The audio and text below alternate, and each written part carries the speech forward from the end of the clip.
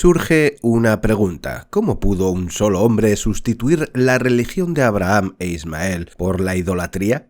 Esta es una pregunta que deberíamos hacernos y de la que deberíamos beneficiarnos para no caer de nuevo en este gran error histórico. Bien, ¿qué tipo de hombre puede cambiar la religión de su antepasado Abraham e Ismael? ¿Cómo es esto posible? Allah sabe más, pero creo que podemos resumirlo en dos factores que tuvieron lugar en dicho acontecimiento.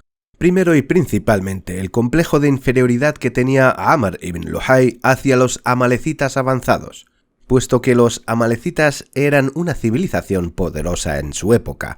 Era una civilización que tenía historia, escritura, arquitectura y grandes edificios. Se sabía que eran invencibles, bélicamente hablando. Esto aparece también en el Antiguo Testamento. Se dice que los amalecitas, que eran temidos, que era un pueblo indestructible, todo el mundo les temía. Son descritos como altos, muchos probablemente medían los 2 metros de altura, de media entre ellos. Fue una generación, un grupo de personas a las que el mundo admiró. Entonces, Amr ibn Luhay quiso imitarles, puesto que eran una nación poderosa. Quiso tomar de ellos todo. Debido a que la sociedad siria de los amalecitas era tan poderosa, Amr ibn Luhay asumió que debían tener razón en todo. Y es muy importante que tomemos nota de esto, ya que es una gran lección para nuestro tiempo. Veréis, el simple hecho de que una nación sea poderosa no significa que tenga la moralidad correcta, la ética correcta, la teología correcta. Simplemente porque una nación tenga tecnología,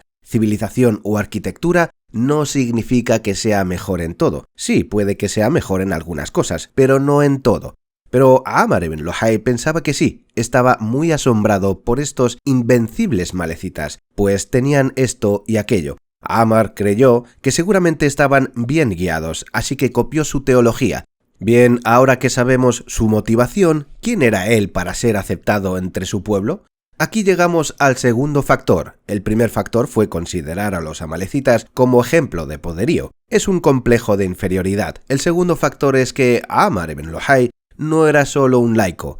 Él era el jefe de los Juza'a. ¿Quiénes eran los Juza'a? Anteriormente contamos muy brevemente la historia de la Meca durante 500 años y muy brevemente, solo en unos pocos párrafos, hablamos de los días de los descendientes de Ismael en la Meca. Estos fueron expulsados hasta que llegó Qusay, que reconquistó la Meca. Entonces, durante este periodo de tiempo, ¿quién estuvo a cargo? Los Juza'a. Entonces, en cierto modo, existía una cuestión de orgullo aquí. Los Quraysh no fueron los que introdujeron la idolatría, fueron los Juza'a. Sin embargo, sabemos que los Quraysh les siguieron en una actitud de resignación negativa. Pero definitivamente los Quraysh no fueron los primeros, fueron los Juza'a. Los Juza'a es otra tribu, diferente a los Quraysh.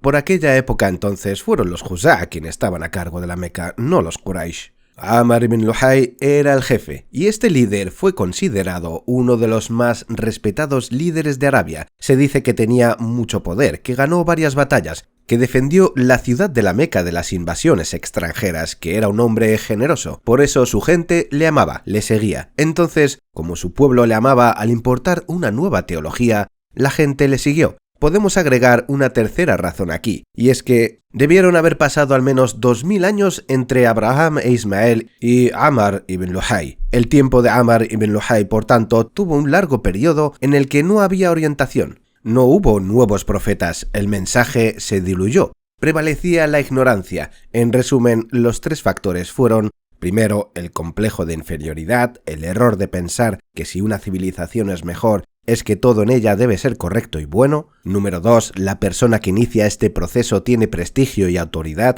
Y número 3, la ignorancia.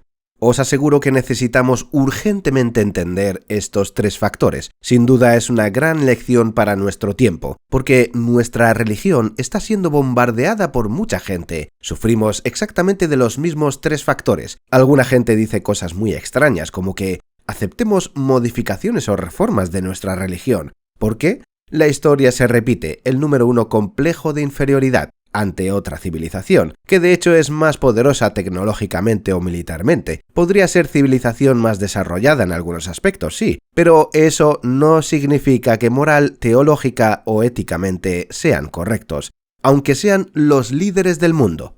Nosotros obtenemos dignidad a través de nuestro Corán y de la Sunna. Tenemos la verdad. Simplemente porque una nación sea más poderosa militarmente no implica que esté más cerca de la verdad. Número 2. Tenemos a gente con muchos títulos, personas que están siendo promocionadas por otros como reformistas, para que sean las personas a las que deberíamos seguir, como si fueran los Martín Lutero del Islam. ¿Os suena, verdad? Tienen doctorados y, cómo no, de las universidades más prestigiosas. Tienen don de palabra, tienen publicaciones, son famosos y muy inteligentes, al igual que Amr ibn Luhay. Y número 3, la ignorancia. El musulmán no conoce su religión de puertas para adentro. Y luego, cuando alguien viene y suelta las típicas frases, se quedan hipnotizados fácilmente. Es muy fácil caer como presa. Puede que no sea tan grave como la idolatría, pero aún así nos enfrentamos a un ataque organizado que pretende alterar nuestra fe. Gracias a Allah, hay gente que está hablando de esto y nos alerta, gente que corrige estos conceptos erróneos. Pero aún así creo que es muy pertinente discutir estos 3 factores de Amr ibn Luhay al-Husai.